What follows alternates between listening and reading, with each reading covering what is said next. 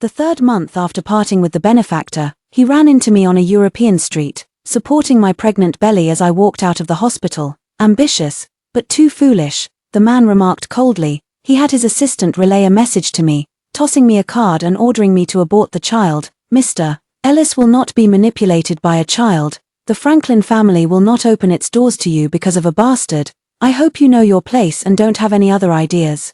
I declined the card and smiled. You've misunderstood. This is my husband's and my child. We got married 2 months ago. It has nothing to do with Mr. Ellis. Hello, everyone. Welcome to my channel. Subscribe us to read wonderful stories every day. Now the story begins. London's winters are always bleak, and the wind on the streets stings one's face for no reason. Upon hearing my words, George, the assistant, showed no change in his expression, only feigning slight surprise as he said, "Is that so?" Having been by Ellis's side for a long time, his ability to observe and interpret people's expressions had grown with each passing day. His eyes behind the lenses glanced over my abdomen, and he asked respectfully, "Miss Letitia, how many weeks along are you in your pregnancy?" "About 12 weeks. He nodded slightly, a gentle yet distant smile still on his face.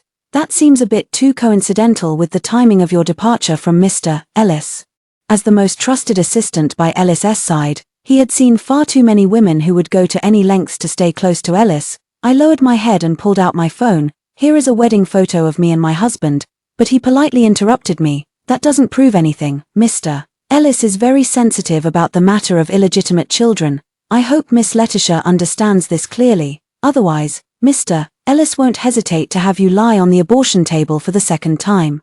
My fingers gripping the phone stiffened slightly as I lifted my eyes. The first snowfall of the year drifted down slowly. I collided with the dark, stern gaze of the man through the high-rise floor-to-ceiling window. He was looking down at me from above, perhaps waiting to catch me again, pale and flustered. He was accustomed to being in control, and my pregnancy undoubtedly challenged his bottom line once more. I put away my phone, took a deep breath, and turned to tell Assistant George, "Please inform Mr. Ellis that I won't make the same mistake twice." My tone was quite gentle as I said earnestly, "I have no attachment to the child I once lost, nor any intention of using a child to secure status or fight for family inheritance. This is truly, simply my husband's and my child.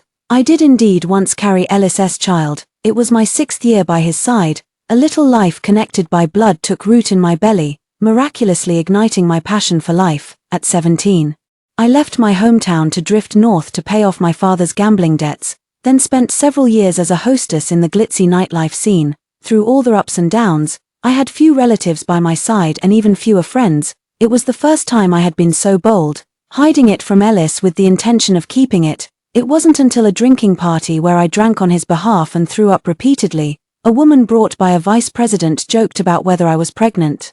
I clearly saw that Ellis frowned almost imperceptibly at that moment, his sharp and scrutinizing gaze fixed on my lower abdomen. He did not allow any surprises in his life, and this sudden child had almost stepped on every one of his landmines. Moreover, I had kept it from him for so long. That was the first time he lost his temper with me, gritting his teeth and speaking with sarcasm. "I underestimated you, Marion. You're quite something." He coldly threw me out of the villa and declared, "I'll give you one night to reflect. If you still can't recognize your place, then pack your things and get out early." It happened to snow that night. The biting cold wind blew against my face. I gazed into the distance at the vast expanse of white, gently touching my slightly swollen belly, and let out a soft sigh with reddened eyes. After 3 months of being on edge, my nerves finally relaxed. Perhaps that wasn't such a bad thing.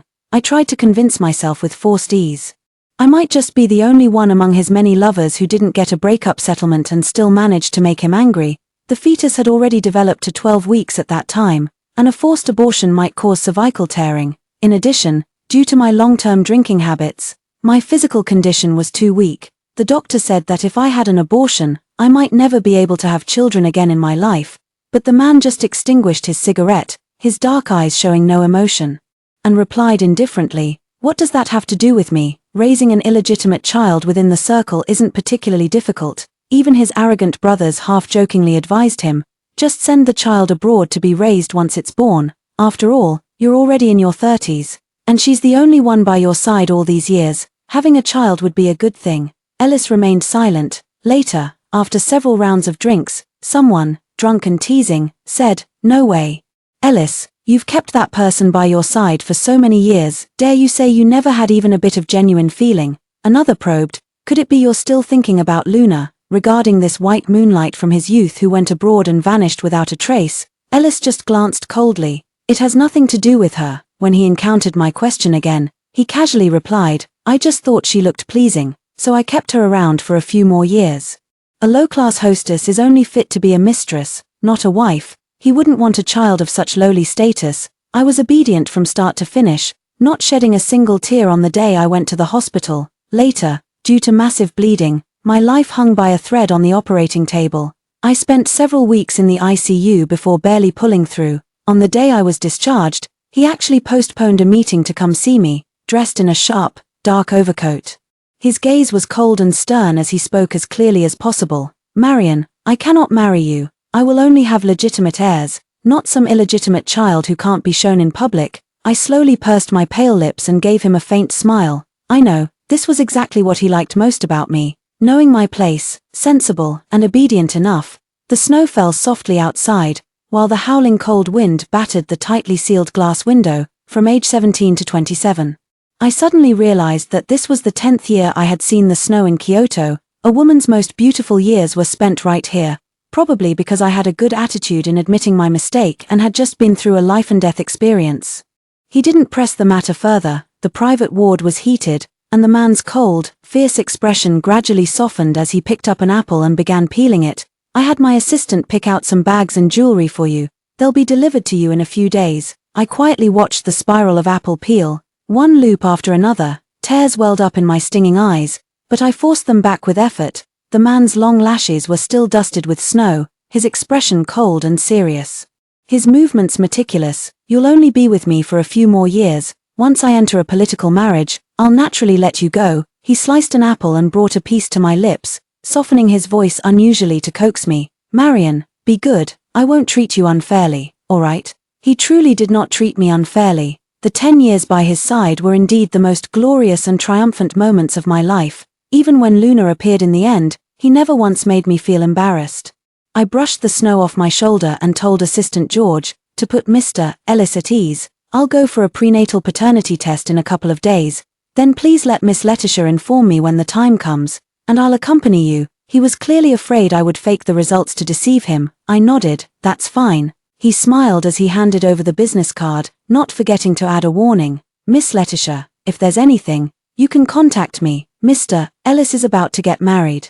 So I hope Miss Letitia knows how to behave appropriately. The new wife is very sensitive about this kind of thing. Actually, there's no need to worry. Before I left, I had already deleted all of Ellis's contact information, changed my phone number and personal WeChat, and even sold the residence he had arranged for me. If not for the chance encounter on the street today, I suppose we probably wouldn't have been in touch for the rest of our lives.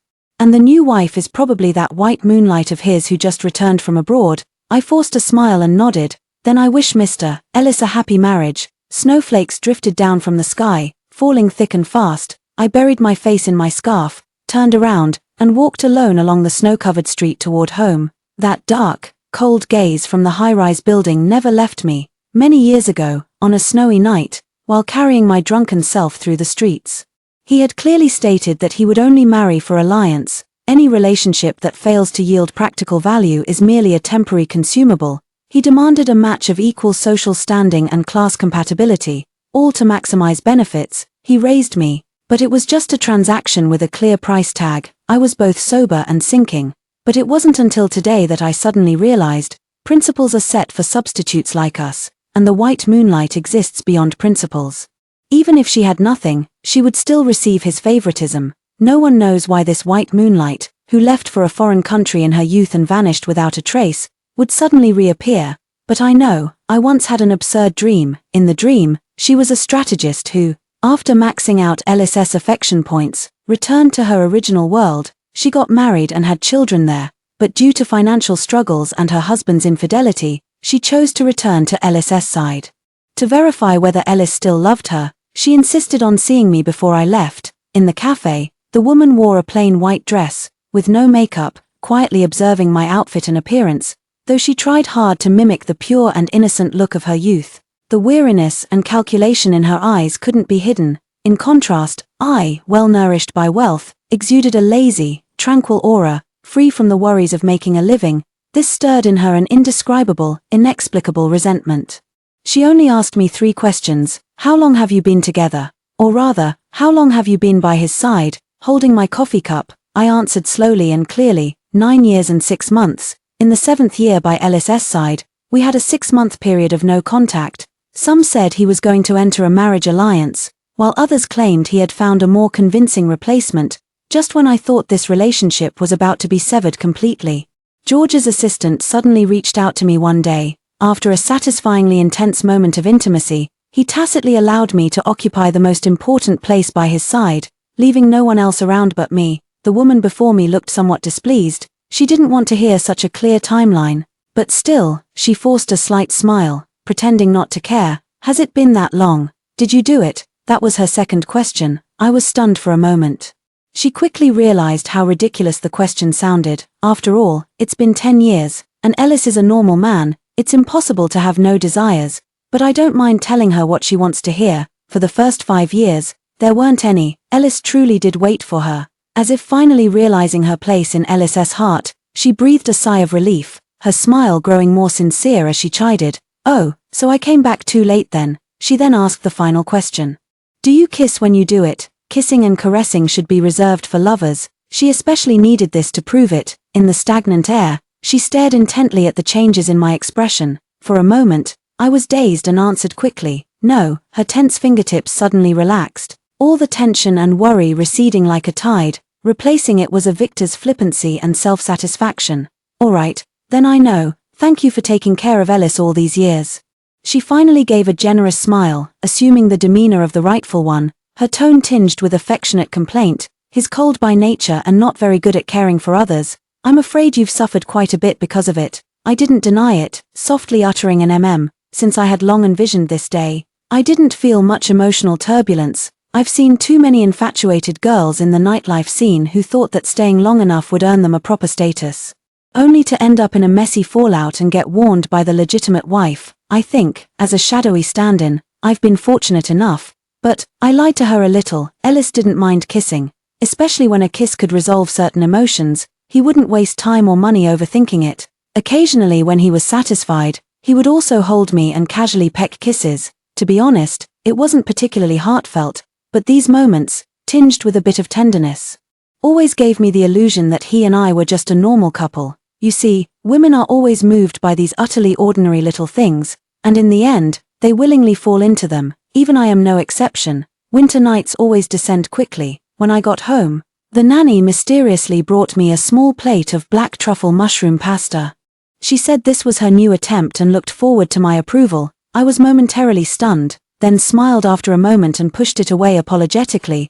I don't like pasta. My husband has gone abroad for further training. He was afraid I wouldn't take good care of myself, so he hired a cook for me. Unable to figure out my taste, the nanny felt a bit ashamed and said she would make something else for me. In the quiet living room, the bright moon hung high outside the window.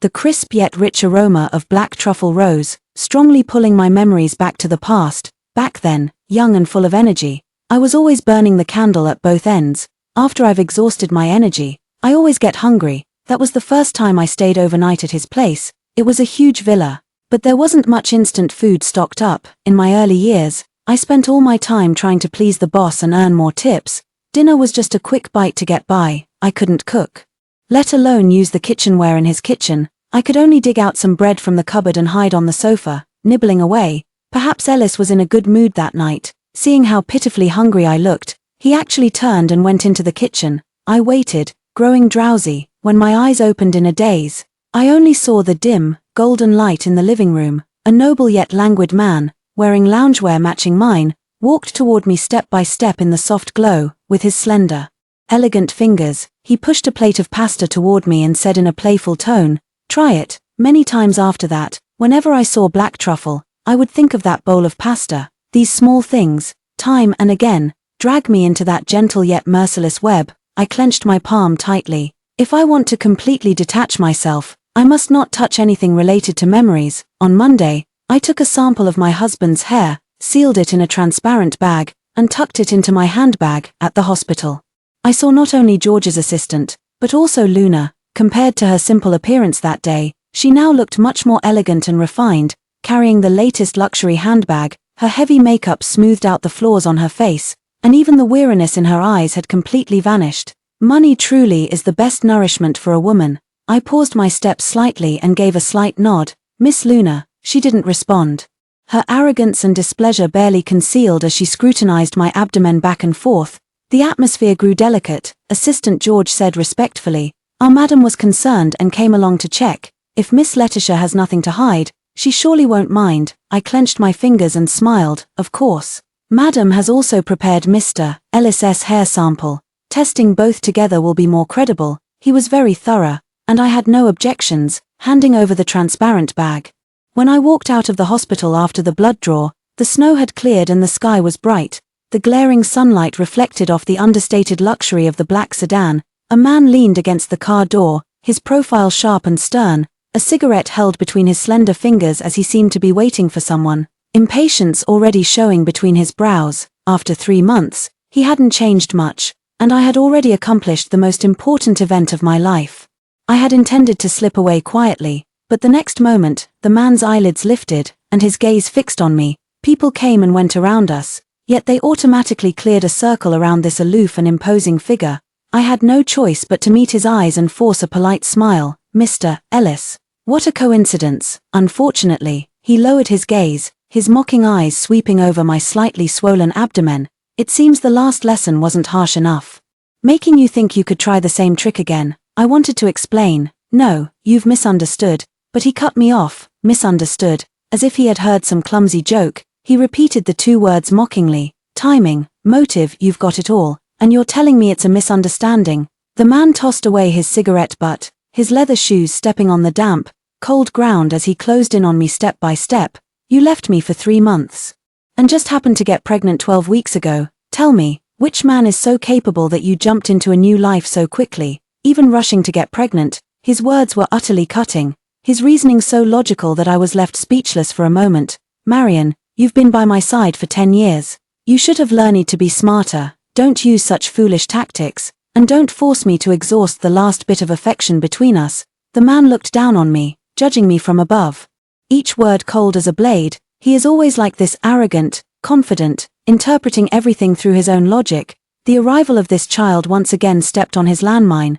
The restless sunlight couldn't melt even a hint of the coldness. I took a deep breath, no longer wanting to offer futile explanations. I looked up, for the first time gazing at him so calmly and earnestly, no longer politely addressing him as Mr. Ellis. "Ellis." My voice was soft, yet clear enough. "Do you really think that aside from you, I truly have no other choices in my life? Finding a suitable person to marry and having a lovely child, this has always been a plan in my life. Besides, the report hasn't even come out yet, so why must you condemn me now?" My eyes were misty with tears as I asked in a soft yet resolute tone, "Why don't you believe me, Ellis?" He stared at me silently, the coldness in his eyes undiminished. Until a tear slid from the corner of my eye and dripped onto his expensive handmade leather shoes. His long fingers twitched unconsciously at his side, his lips pressed into a tight line as he averted his gaze. Playing the weak card has always worked well on him. I am well aware of my strengths. He silently took a step back, putting distance between us. After a moment, his gaze turned cold, and his tone carried a warning. "Marion, you'd better make sure what you're saying is true, of course. The report will be ready in a week, and Mr. Ellis will definitely receive a satisfactory answer." The man stared at my retreating figure, his cold gaze turning somewhat complex and hard to decipher. A satisfactory answer. A strange emotion suddenly welled up in his chest. Is it his? Or is it not his? An inexplicable restlessness coiled around his heart. He suddenly realized, it seemed that no matter what the answer was, he wouldn't be satisfied. Everyone thinks I'm trying to use my child to climb the social ladder, but in reality, I don't have such great ambitions for fame and fortune. In my earlier years, my only thought was probably how to stay by Ellis's side a little longer. People always like to use light as a metaphor for salvation and love, so in my 20s, I like to think of Ellis as my light, the only salvation in my debauched and decaying life. I even had the despicable desire to push away all the women around him and become the only one by his side. Perhaps you'll find me laughable, but you have to understand, the year I met him, I had just turned 20, he paid off my father's gambling debts. dealt with the loan sharks who had me living in constant fear, and gave me the chance to continue my university education, I think, no matter who it was, in such a situation, they would probably fall hopelessly in love. So after graduation, I willingly stayed by his side, accompanying him to various drinking gatherings to discuss collaborations. I shielded him from one strong drink after another. He actually doesn't really like drinking, except for occasions where it's necessary. He avoids it entirely, leaving it all to me to handle. I always wished I could stay by his side for a few more years, so every time the liquor burned my throat, I stayed silent and smiled sweetly at him. I would blush when I received his approving gaze, and my heart would race wildly when I could lean on his shoulder under the pretense of being tipsy. He always had many female companions around him. Some were for attending banquets, some were arranged by the family, but most didn't last more than 3 months. I stubbornly relied on my drinking skills to stay by his side year after year. The longer I stayed by his side, the more I understand, the more I realize the gap between him and me. He could never marry me. He used to say this often. Later, I knew it even without him saying it. Since you've chosen a shortcut, don't complain about the thorns along the way. The class divide is as vast as a chasm. I am well aware of this. So, he was never the one I chose to marry. The results came out on a Friday, and I went to the hospital as promised. George's assistant collected the report and took me to a nearby restaurant. Luna had been waiting there for a long time, looking exceptionally calm, just as I was about to open the report. George's assistant pressed down on my wrist, wearing a distant yet polite smile. Since Miss Letitia is confident about this result, why not let Our Lady reveal it? I vaguely sensed that something was wrong. Luna curled her lips into a smile, as if she had already seen through everything and was just here to collect the answer. After glancing at the report, she swiftly tossed Ellis's copy onto the table. Explain yourself, Miss Letitia. Ellis hates being lied to the most, especially when it comes to matters involving children. My gaze fell, the bold text above clearly stating, 99% confirmed paternity. Upon seeing this absurd conclusion, my heart inevitably clenched. George's assistant voluntarily stepped out, leaving the space for the two of us. I was momentarily stunned, picking up the report and reading it over several times. Luna looked quite pleased with herself and sneered, "Is Miss Letitia staying quiet because she's thinking of how to make up a lie? I can understand you wanting to climb into the upper circles, but Ellis and I are about to get married. Who are you trying to disgust by bringing out a bastard child?" I quickly figured it out. No wonder she was so certain about the results, so it was all prearranged. Maybe I looked too obedient and was younger than her, making her think I'd be easy to manipulate. But those years I spent in the nightlife scene weren't for nothing. Later, following Ellis to so many drinking parties, I've also heard plenty of those dirty tricks about climbing the social ladder. All the samples from that day passed through her hands and those of George's assistant. Even a fool could tell something was wrong. I threw the report in front of her and said pityingly, "Luna, you're really afraid of me." The smile on her face stiffened.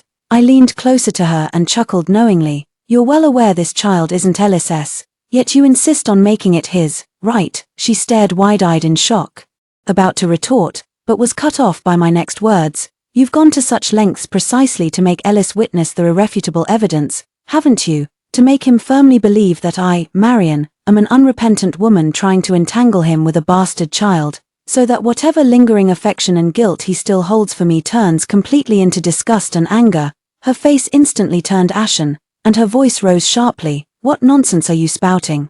What schemes have I been plotting?" The sarcastic curve at the corner of my lips widened as I continued to expose what she thought were hidden thoughts. "You want him to push me away with his own hands, so that it can be a permanent solution, because you understand better than anyone how much Ellis detests illegitimate children and values bloodline. So you gave him the most unforgivable reason to turn against me. Indeed, her greatest fear isn't the child, but the uncertain old feelings in Ellis's heart. She must personally extinguish this spark. 10 years, that's 5 times longer than the 2 years she spent saving Ellis. How could she not be afraid? She suddenly stood up, slammed the report on the table, and said in desperation, "This is the truth now. I've already sent the report to him. Ellis will only believe this now. Even if you try to sweet-talk your way out of it, he'll just think you're lying, that you're deceiving him." I laughed carelessly, sat down on the sofa, and retorted, "You think you hold a lot of weight in his heart, don't you? That was 10 years, Luna," I said. The more afraid she became, the more I aimed for her heart. 10 years that you can never erase, no matter what. She was utterly enraged by me. every word seeming to be squeezed through gritted teeth as she sharply emphasized, "Marion, you're the one who isn't loved, understand, what does 10 years matter, if I hadn't left? How could someone like you, who came from the nightlife scene, ever get a chance to serve by Ellis's side? Can you even count the number of men you've been with? You've enjoyed the privileges of being Mrs. Franklin for 10 years for nothing. After pretending to be high class for so long, have you really forgotten who you are?" I neither agreed nor disagreed, tilting my head and smiling. "What, Miss Luna? Are you jealous?" she sneered. "Jealous? Ha, what do I have to be jealous of? He just sees you as a disposable plaything." "Oh, right. Didn't you even get pregnant with Ellis's child back then? Did he want it? And now this?" She suddenly reached out, almost poking my stomach, her face filled with extreme malice and mockery. "Do you think it will be any different? I tell you, even if this really is Ellis's child, it will be born as an illegitimate child that can't see the light of day. Just like you, it will be scorned and cursed behind its back for a lifetime. A little bastard born from a lowly wretch." My expression finally turned completely cold. I abruptly stood up, grabbed the coffee beside me, and splashed it directly onto her face. Ellis appeared at this very moment. He walked in and immediately saw Luna, her face covered in coffee stains, utterly disheveled, trembling and sobbing. He didn't even need a second to decide. The man's face was calm and indifferent, but his eyes were dark and sharp. He picked up a full glass of ice water from the table and poured it directly over my head. The whole process was swift and decisive, without the slightest hesitation. "Had enough of this nonsense." His voice held not the slightest fluctuation.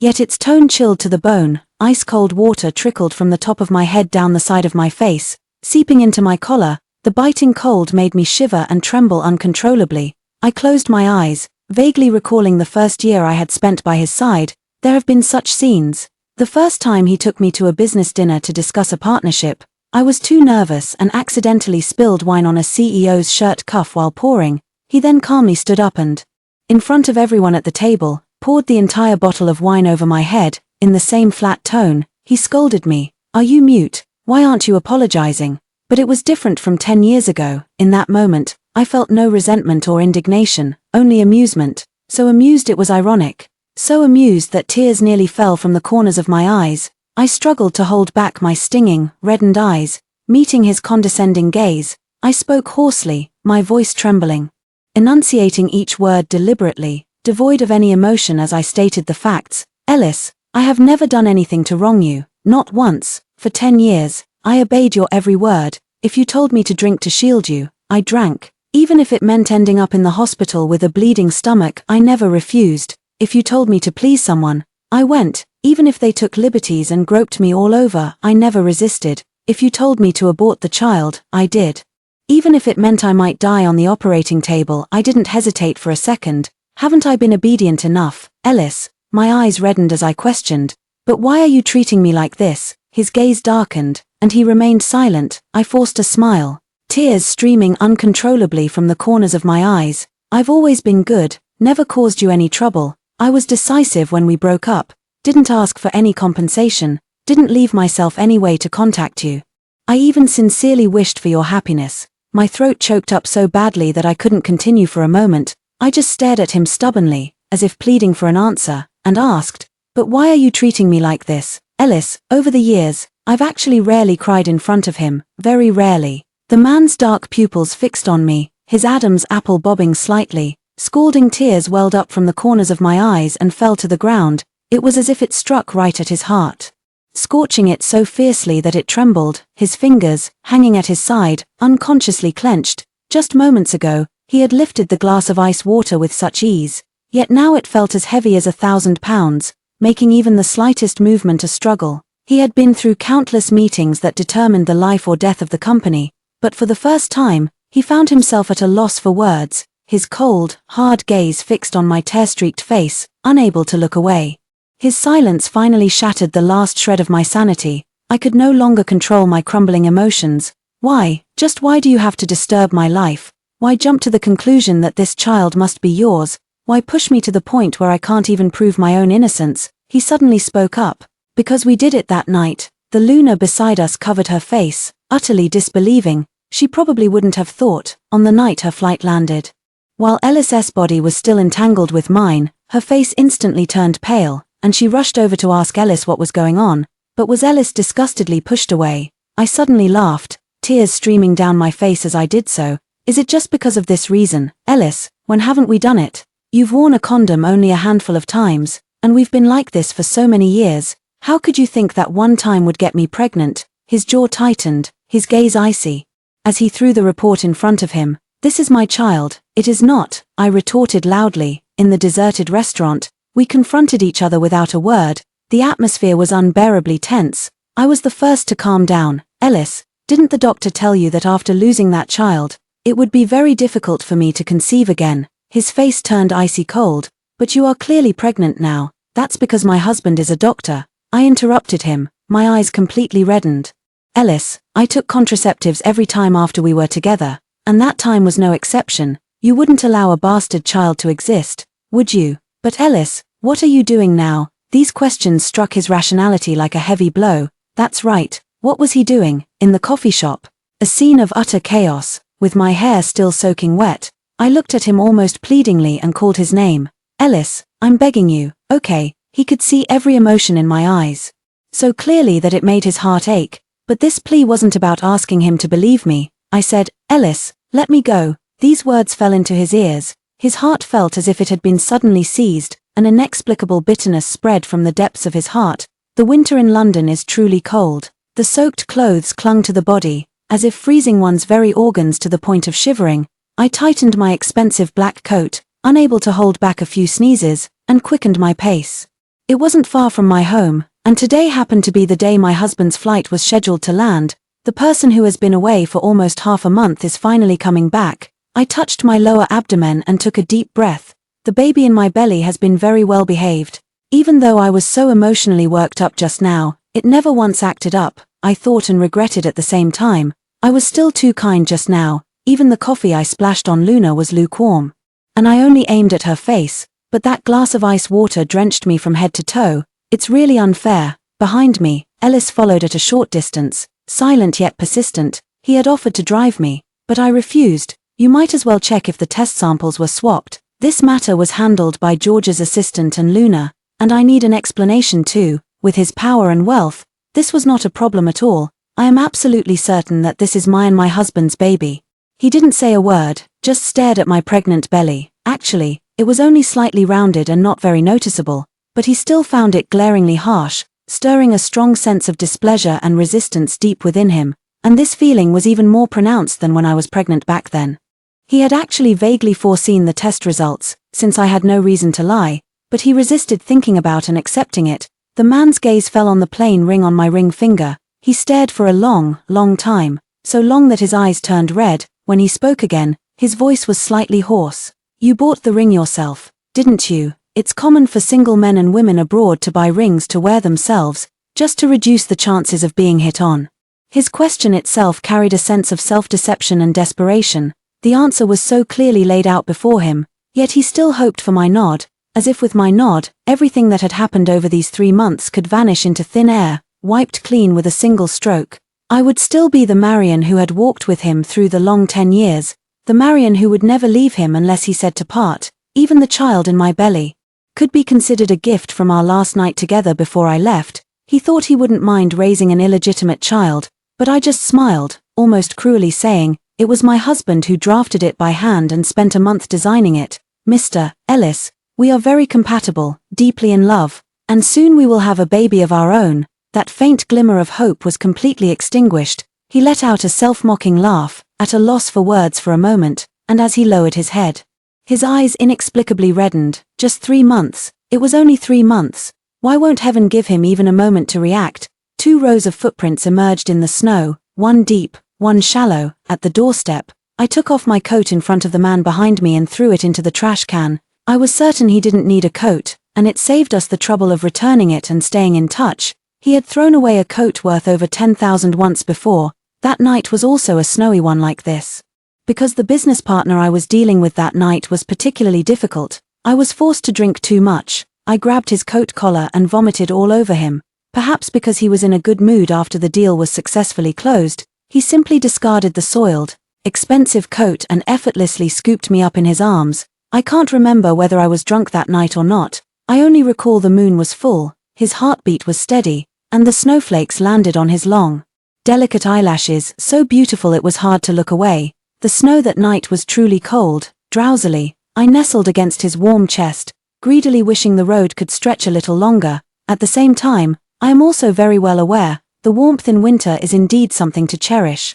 But you shouldn't let that attachment trap you in the entire winter. Just as I was about to leave, the man behind me suddenly called out to me, his eyes silently reddened. His voice hoarse and strained when he spoke, his expression dazed. If only I had been willing to keep that child back then. I interrupted him. I wasn't willing. I spoke slowly and earnestly, word by word. Ellis, I will only have a normal family, raising a child that belongs to me and my loved one, not a disdained, illegitimate child who can't be shown in public. I never once thought that child could stay, never. His heart was pierced sharply, a bloody pain spreading through his limbs. Tears suddenly fell from his sore eyes. Before, he clearly had no feelings for that child. Why does just the thought of it now make it hard to breathe and my heart ache so much? Later, the test results came out. The child in my womb was indeed not his. Luna has not shown up since that night. I know the system determined that her mission of this long-awaited reunion had failed, and sent her back to her original world, after experiencing such extravagance and splendor. How could she ever be content to endure a mediocre and unfaithful husband and a life of poverty and destitution? The immense mental torment kept her on the verge of a breakdown day after day, and the assistant George, who took money to do the job, was also quickly fired, and no company dared to hire him again. Even though he had followed Ellis for so many years, Ellis never showed any mercy. He had always been such a cold-blooded and ruthless person. At the end of winter, Ellis came to see me for the last time. He chose the same restaurant as last time. Just as he was about to pour me a drink, I reached out and gently stopped him. It's fruit wine, low in alcohol. It won't affect the baby in your belly, he said, his gaze fixed on me, his voice inexplicably strained. I pursed my lips and smiled faintly, telling him with unprecedented honesty, Mr. Ellis, I don't like drinking. I never liked drinking. Life forced me onto the path of being a drinking companion. He was stunned, and after a long pause, it seemed he finally grasped the reality. Even after walking together for 10 years, he didn't know that, just like him, I didn't actually enjoy drinking. After the meal, he still insisted on walking me home. Just as I was about to step into the house, he called out to me in the swirling snow, Marion, have you ever loved me? Once such a proud and noble man, he too had asked this cliched question, through the howling wind and drifting snow. I turned to look at him. I blinked my eyes hard. I knew he was harsh, cold, and selfish, but I couldn't deny that he had been involved in every major change in my life, from a high school-educated hostess to a college graduate from a prestigious university, from a damp basement to a bright, spacious riverside apartment, from timid and insecure to brave and gentle, from a young girl to a grown woman. Once, I came to Kyoto all alone, and had to tough everything out by myself. Later, his simple and casual "what's wrong" was enough to resolve all my troubles. Ellis, this name was etched deep into my bones. Long, long ago, he changed my life, pulling me out of the mud and showing me a broader world. He also gave me confidence, letting me know that as long as I spoke his name, no one would dare to bully me. At the same time, he also gave me the most painful lesson, making me understand that a love like a moth flying into the flame has no future. At 20, I clichédly compared him to the light that saved me. At 30, standing here, I would still say the same. Ellis is the beam of light that changed my life, but I know even better that this light was never meant to be my destination. So when his first love returned, I didn't hesitate to step aside. I hoped that the light that pulled me out of the mud could also embrace the one he had waited for all these years, even though, in the end, I messed it all up. But this is not my fault. It was then that I felt the velvet box in my pocket. I don't know when he slipped it in. I didn't even look at it. He threw it directly into the snow, box and all. At this point, whether there was love or not had become a meaningless question. I was no longer the girl who needed to cling to someone else's light to survive. The room was lit with a warm glow. My husband is cooking for me. I am walking step by step towards my spring. End of text. Extra chapter times Ellis' perspective. The first time I met Marion was at a glitzy nightclub. I don't like discussing business in such settings. It's too noisy and gives me a headache. But since our partner extended such a warm invitation, it would be impolite to turn them down. Back then, she was probably just 20 years old, yet she was already a seasoned veteran of the nightlife scene. Wearing the most revealing dress and sporting a glamorous makeup look, She skillfully charmed the customers. Her face was so exquisitely beautiful and radiant, yet her eyes were a pair of round, almond-shaped ones, and when she smiled, dimples would appear. It was the first time I had thought of Luna in years. Two people worlds apart. Yet, in that moment when she poured the wine, I saw a resemblance. She could really hold her liquor, her voice was soft, and her words were sweet. Making the executives burst into laughter. Even in such a high-end nightclub filled with beautiful women, she still stood out brilliantly. So I remembered her. At that time, my company was in a transition period, and there were many drinking gatherings every day. I enjoy tasting wine, but I dislike drinking it meaninglessly, as if it were water, just pouring it down my throat. Most of the women around me couldn't handle their alcohol well, so I naturally thought of her, 30,000 per time. To drink on my behalf. This was much more than what she earned at the nightclub, so she worked very hard. No matter what kind of alcohol was on the table, she could pick it up and down it in one go. Other female companions might stagger around when drunk, or perhaps take advantage of the intoxication to rub against me, but she would only sit beside me with flushed cheeks and sparkling eyes. She won't touch me, very well behaved. The conversations at the drinking table were quite dull. So she often let her mind wander, staring blankly at the wine in front of her, but occasionally, when someone teased her, she would give a gentle smile, revealing a somewhat shy expression, not entirely uninteresting. So at every drinking gathering, she is the first one I think of. Later, she stayed by my side for a long time, with just a barely noticeable frown from me. She could tell exactly what was on my mind. Often, when I grew tired of chatting and my patience was about to run out. Yet I couldn't just leave outright. She would wrap her arms around my neck, understanding perfectly, and playfully act up, insisting we should go. She really suits my taste, so I'm also willing to help her solve some troubles, including debt-collecting gangsters, troublesome customers at nightclubs, and the damp, cramped basement. Later, she told me while drunk, I am her light and salvation. I found it amusing. Salvation should be voluntary and selfless, not like me, a profit-driven merchant. I have always had many female companions around me. Some are for the sake of collaboration, some are arranged by the family to get to know each other, but most don't last more than 3 months. Even I find it strange that I've allowed her to stay by my side for so long. Of course, along with that come many disapproving glances directed at her. After leaving the nightlife scene, she occasionally took on minor web dramas to earn some pocket money. At that time, I had just returned from a business trip to Europe, and she was once again covered in bruises. I heard that the wire harness malfunctioned just as it was her turn. I scoffed lightly. She had been schemed against so many times, both openly and covertly. In just 1 month, she's quite resilient. Even tending to me despite her own injuries, she kept biting her lip to keep from moaning. I lost interest after just a short while, so I lit a cigarette and asked her to accompany me to a banquet tomorrow. She had only ever accompanied me to drinking parties, so those people naturally saw her as a plaything to be summoned at will.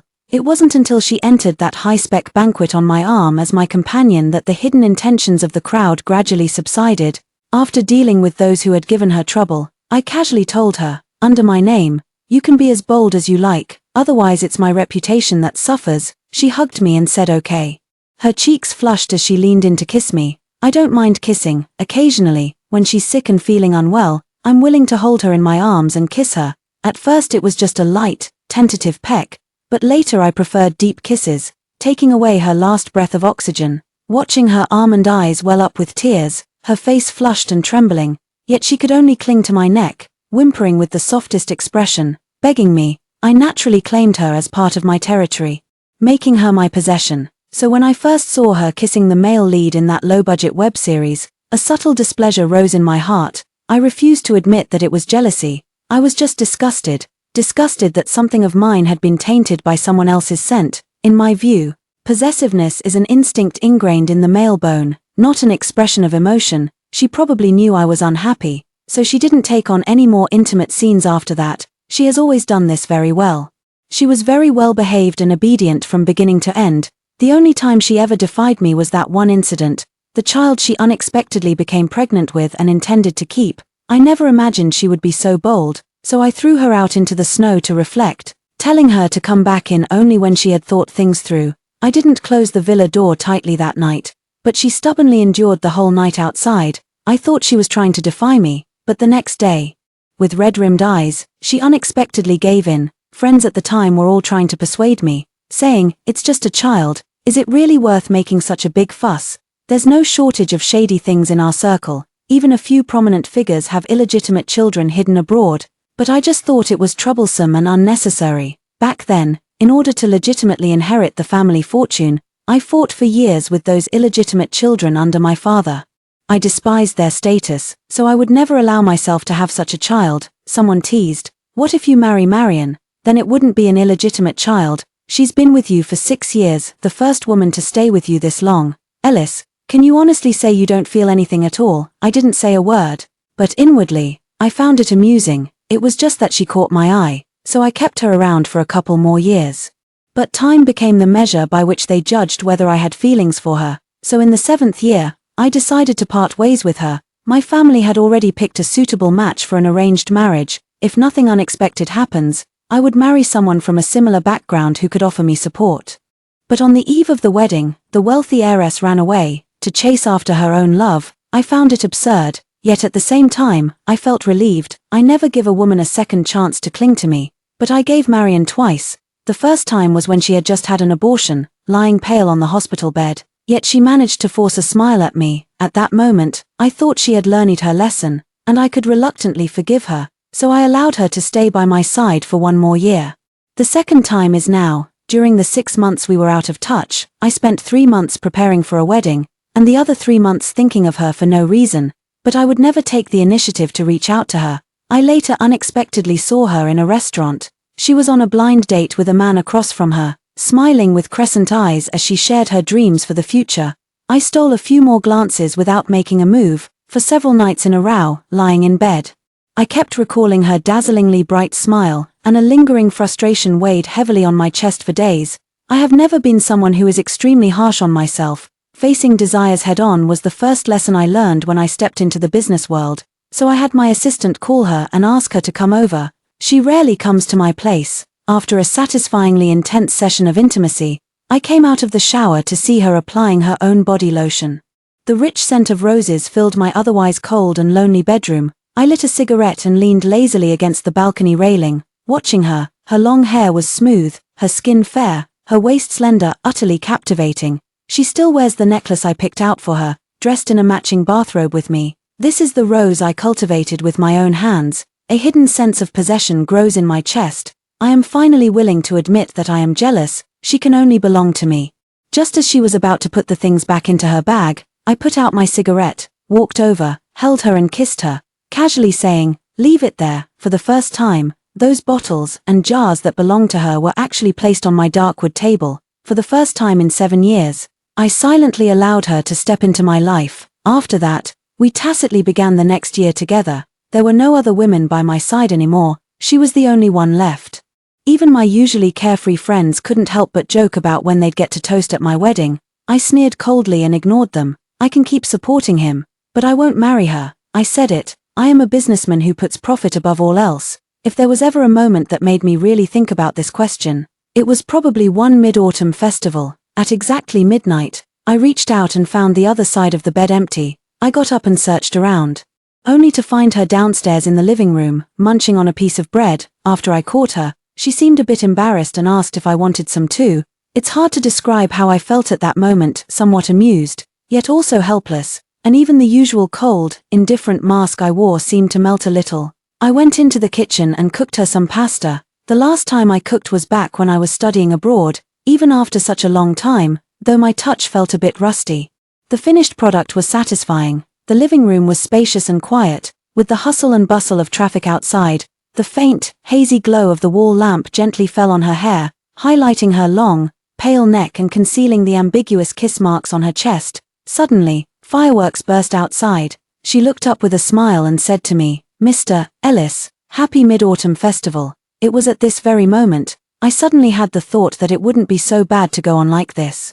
But our relationship still came to a halt at the 10th year. A girl who was almost fading from my memory has returned. Everyone says she is my white moonlight. I don't deny it. During the 2 loneliest years of high school, it was indeed her who stayed by my side and gave me the strength to carry on. The night I sent Marion away was the same night Luna's flight landed. At that moment, I was thinking, she had been with me for 10 years. Whatever she wanted, I thought I would agree.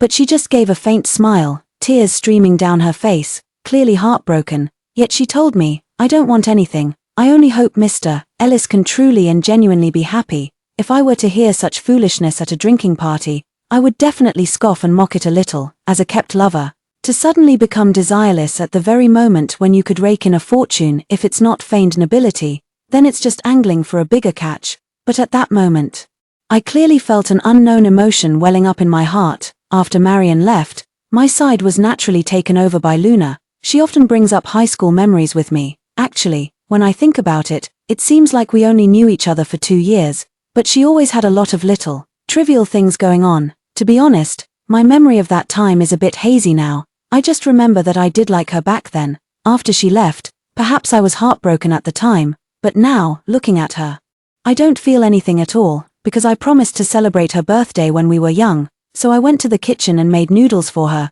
She hovered around me and said in a coquettish tone, "Am I the first person to eat noodles you've made?" I don't understand why women always obsess over things like the first time. Just as I don't know what kind of answer the person asking this question wants to hear, one that tries to cover up the truth. Am I the first person to shave you?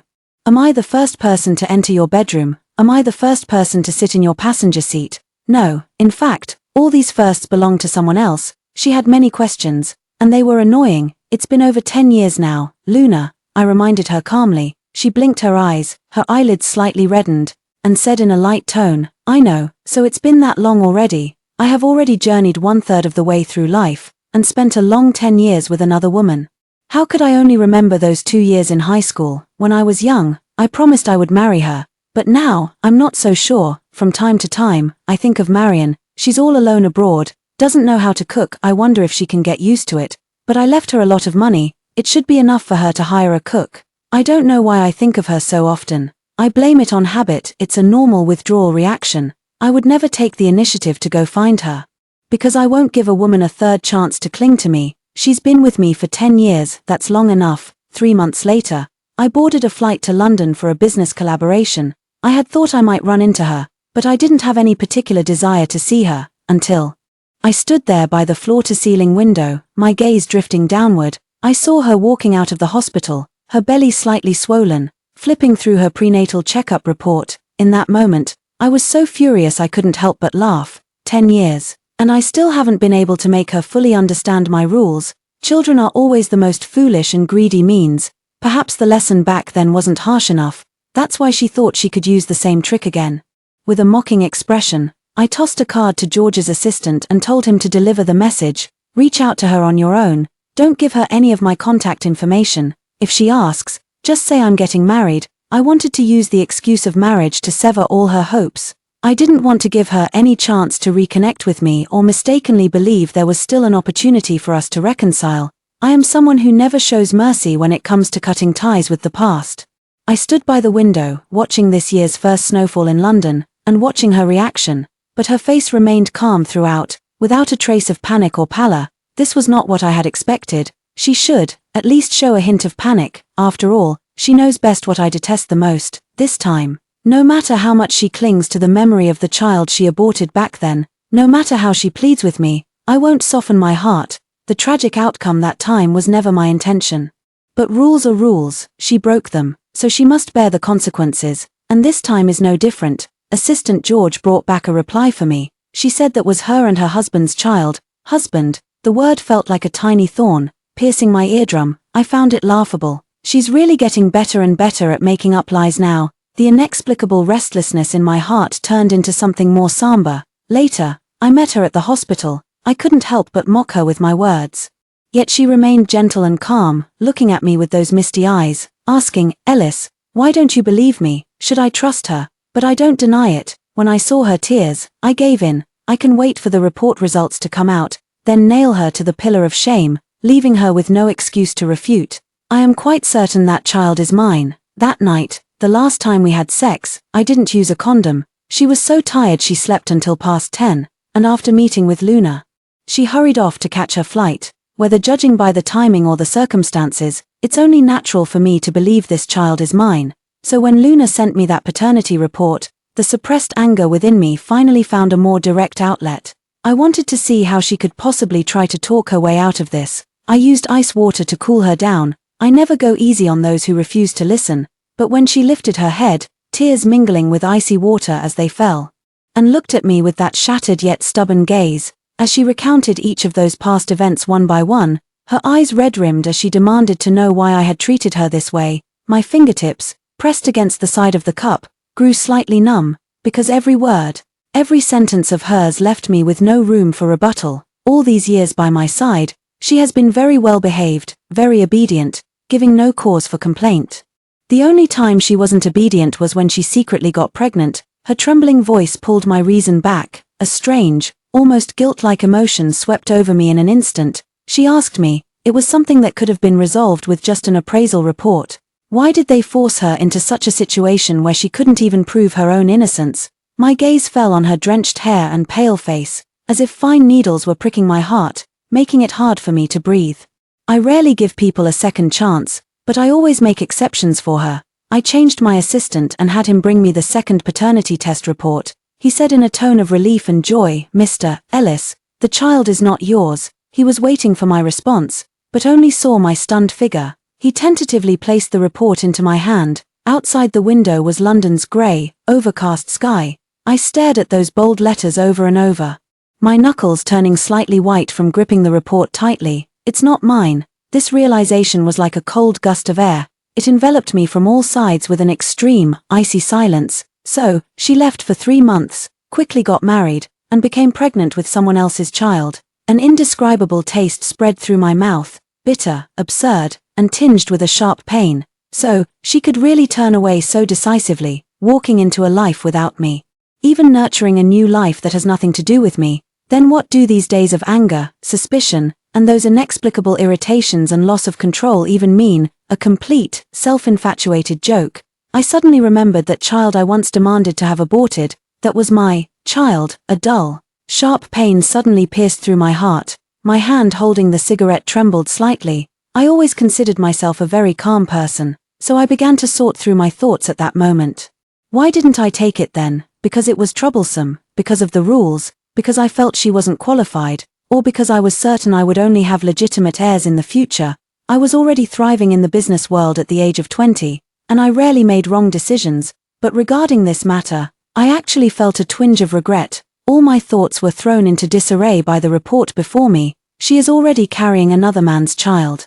She is so resolute in protecting another man's child. This contrast, this disparity, it leaves me with a lump in my throat, almost suffocating. I finally realized, I seem to have lost her, not 3 months ago when she left me and flew to a foreign land, but at an earlier moment, when I told her to abort the child, under the pretext of apologizing. We met for the last time. I chose that restaurant where the unpleasantness had occurred, deliberately picking a table by the window. Outside the window was London's typical overcast sky, grey and oppressive, making it hard to breathe. She was visibly pregnant, glowing with health, and stopped my hand as I tried to pour her a drink. It's fruit wine, not very strong. I tried to make my tone sound natural, as if explaining, but also as if making a feeble excuse for those 10 years. But she told me she doesn't like drinking.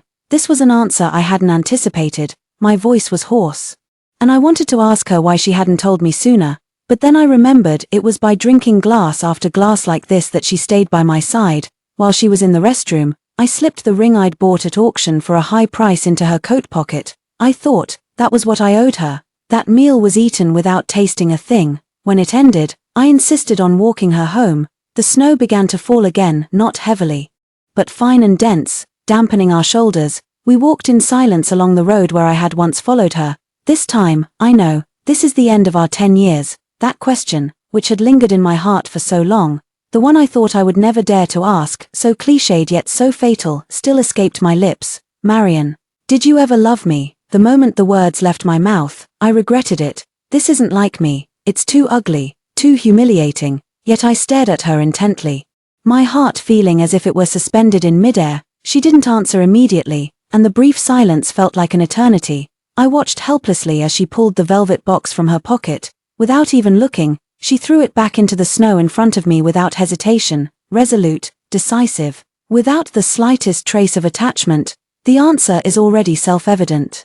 I used to not understand why people would use something as cliché as a red rose to describe someone they love but cannot have, until I stood on the snow-covered street, watching a man buy a red rose. With reddened eyes and white-knuckled fingers, I hurled the ring box away with all my strength. I thought, I suppose I'll never have children in this lifetime. The end. Story 2. After Ivy's miscarriage, her husband said he would give her a child. I wasn't angry, but instead said considerately, "One child isn't enough, my husband will give her one too." When Gary told me he was going to give Ivy a child, my first feeling was absurdity. I stood frozen in place, speechless for a long time. Gary held my hand and patiently explained, "Mikalia, Ivy and I will use IVF. It won't affect our relationship as a couple. Besides, didn't we agree to be dinks? This child belongs only to Ivy." After regaining my composure, I wasn't angry but instead said considerately, "One child isn't enough. I'll give her my husband too." Gary thought I was starting to throw a tantrum and let go of my hand. There was a hint of reproach in the expression. "Mikalia, I'm making it up to you on your behalf. The day before yesterday, it was pouring rain, and I asked you to pick up Ivy after work. What did you do, right?" What did I do? I remember I already told Ivy that I couldn't leave because of an important meeting. I arranged for my assistant to drive her home, but Ivy refused. When I paused the meeting and rushed out, Ivy had already walked away in the rain. Later, I received a call from the hospital. Ivy had a miscarriage. Gary didn't say a word to me after rushing back, but I knew that a deep crack had formed in the relationship between us as husband and wife. Ivy is the wife of our benefactor. Her husband Henry donated his heart to Gary. At that time, Gary was in critical condition, and when I unexpectedly learned that a matching heart was available, I went to great lengths to find the contact information of the donor. Henry was afflicted with illness and on the verge of death. The doctor said he might only have 2 or 3 days left. I knelt down and begged the family to donate the heart to Gary, but Henry's parents refused. After all, not many parents are willing to let their child's body be incomplete after they pass away. At this moment, Ivy appeared. As the patient's immediate family member, she allowed me to speak with Henry. She also supported donating her husband's heart. Henry did not refuse my request, with one exception. He needs me to take good care of his wife and child. Ivy is carrying our child, and I hope you can take care of her and the child's future. I agreed, even though Henry didn't mention his parents. I also took care of them with both financial support and effort. Gary, after recovering, I took him along to visit Henry's parents. I told him that it was Ivy who allowed me to see Henry. Gary promised in front of Henry's parents that he would take good care of Henry's widow. I felt deeply relieved. The husband I love is a man of responsibility. I am also willing to share this kindness with him. But I don't know, from now on, Ivy will occupy our entire lives. Both Gary and I come from business families. Although we met through a matchmaking arrangement, our bond runs deep. After 2 years of dating, we entered the marriage hall. Our respective family businesses naturally merged as well. So we will do our best to provide any compensation that money can offer. When I found out Ivy was still living in a rental apartment, I immediately bought a 200 square meter luxury flat. I planned to transfer the property under Ivy's name, but she refused. It was Henry who saved Gary, not me. "You've already been so kind to me, I can't be greedy." Gary and I were both deeply moved. Although she insisted on not taking the house, we still invited her to move in. I suggested hiring 2 nannies to take care of her daily needs, but Ivy also refused. "If you truly wish to repay me, please give me a job. I don't want to be a dependent. I want to set an example for my baby." After discussing with Gary, we decided to support her. It's a good thing for women to have their own careers. Just considering that Ivy is pregnant, we specifically arranged for her to work as a clerk in our own company. We also instructed Ivy's supervisor not to assign her too much work. At this point, the story should have been perfect, but when I returned from my business trip, I overheard company employees gossiping. "Isn't that person with connections way too arrogant? Nancy is so skilled at her job, yet she didn't get the executive assistant position." But she did. They quickly stopped talking when they saw me coming. I stopped in my tracks and asked them what exactly was going on. "Nancy, I know this person. She's the most capable secretary under Gary. Last month, Gary's executive assistant retired honorably, and Nancy's appointment was already a done deal. How could a connection replace her?" But no matter how much I asked, the employees didn't dare to say. It was only when I privately found a bold in turn to ask, "Ms. Mikalia, it's not that we don't want to tell you. This person is under the protection of you and Mr. Gary, so what's the use of saying anything?" Someone once raised an objection to Mr. Gary on the spot and was transferred to the Northwest branch. I just found out that the new special assistant is Ivy, but such a big matter. Gary didn't even tell me. What kind of job is a special assistant? All our work arrangements are coordinated and managed by the special assistant. This is an extremely demanding test of one's work ability and experience. It's not a position that can be reached overnight. At least in our company, no one has ever risen to the top in a single step. I temporarily set aside what I was doing and walked to Gary's office. At this moment Ivy is making coffee for Gary. Gary was working with his head down, and when he heard someone enter, he said impatiently, "Don't you know how to knock?" Ivy handed him the coffee, and Gary softened his tone, saying gently, "Thank you for your effort. Don't do such things yourself in the future. What if it burns the stomach?" The way he cherished it felt somewhat piercing to my eyes, as if Ivy were carrying his child, but I had no time for such irrational jealousy. I understand the priorities of the matter. After greeting Ivy, I asked her to step out. "I have something I'd like to discuss with Mr. Gary in private." Gary, hearing me refer to him as Mr. Gary, knew that I meant to discuss business. "Ivy, you go out first." Ivy seemed a bit wronged. She pursed her lips and glanced at me. In the end, she still listened to Gary's words. As she passed by me, she whispered, "Mikalia, would you like me to make you a cup of coffee too?" I noticed that Ivy was feeling down, but I didn't have time to comfort her at the moment, so I just shook my head. After Ivy left, I couldn't wait to speak up. "Nancy and Ivy, what's going on? I've only been on a business trip for half a month. How could such a big change happen?" He could have appointed the special assistant without telling me. But of all people, he appointed Ivy, and I had no idea at all. Gary didn't expect me to bring this up. He put down his pen and pinched the bridge of his nose. "Mikalia, don't get worked up. There are reasons for all this." I am calm, which is why I asked Ivy to step out before asking. "I came here specifically to hear your reasons. I don't believe that Gary, who has always been career-focused, would make such a foolish decision. An executive assistant is like our right-hand person. Without a highly capable executive assistant by your side, work becomes twice the effort for half the result." Gary hesitated for a moment and said, "We assigned Ivy easy work without considering her feelings. Ivy wants to be a strong, independent woman, just like you, Mikalia. You should understand how she feels." I didn't respond and continued asking, "So what?" "So he replaced Nancy, a truly capable and qualified secretary." Gary continued, "I originally reassigned Ivy to another position. But she couldn't adapt. She accidentally messed up a few projects, and there were some murmurs about her among colleagues." "Mikalia, do you understand how sensitive a pregnant woman's emotions can be?" Gary said, shaking his head first. "You certainly can't understand, so I don't blame you for being rude to Ivy just now. But next time, remember Ivy is carrying our benefactor's child." I couldn't help but emphasize, "I'm asking you about work." Gary was also somewhat annoyed. "I can't change the staff's opinion of her. I have no choice but to assign her to the secretarial office." This step, however, wasn't much of a problem. There are many types of secretaries. For example, Ivy just made coffee for Gary, which is one of the routine tasks of an assistant. She is fully capable of handling it, but a special assistant's time shouldn't be wasted on trivial matters like making coffee. Ivy said she can't learn anything by following those managers around every day. All she does is serve tea and pour water, and from time to time, she has to worry about the scalding hot water harming the child. Hearing this, I fell silent for a moment. "So you transferred her to work by your side. Didn't you consider that she might not be up to the job when joining the company?" "The necessary procedures must be followed. Ivy's resume has been reviewed by all of us. She became a full-time housewife right after graduating from college, with no work experience. Not to mention working as a special assistant in a large company like ours. If you ask her now what our company's main business is, she probably wouldn't be able to answer." Gary felt an even worse headache coming on after hearing my question. Of course I considered that. Although I made her a temporary special assistant, the actual work is still handled by others. "But Mikalia, you don't understand, those people's mouths are just too gossipy."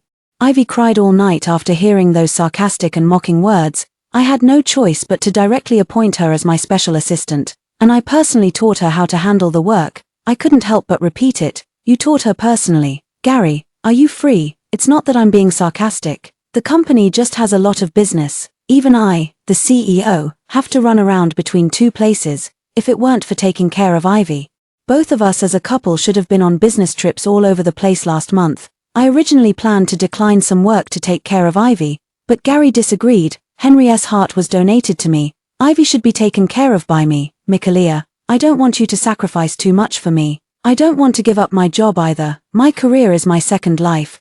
So I felt at ease leaving it to Gary and going on a business trip with peace of mind. After all, how else could Ivy be taken care of? I've already taken on the easiest work available. Gary rubbed his temples frantically as he listened to my barrage of questions. Mikaela, don't treat me like this. I've been too exhausted lately. Just give me some time to catch my breath. I walked over to his desk and glanced at the work he was handling. I couldn't help but let out a cold laugh. Should I call you assistant now? This should have been Nancy's job, seeing Gary with a headache. My heart softened. After all, he just had a heart transplant not long ago. High-intensity work would only make him physically uncomfortable.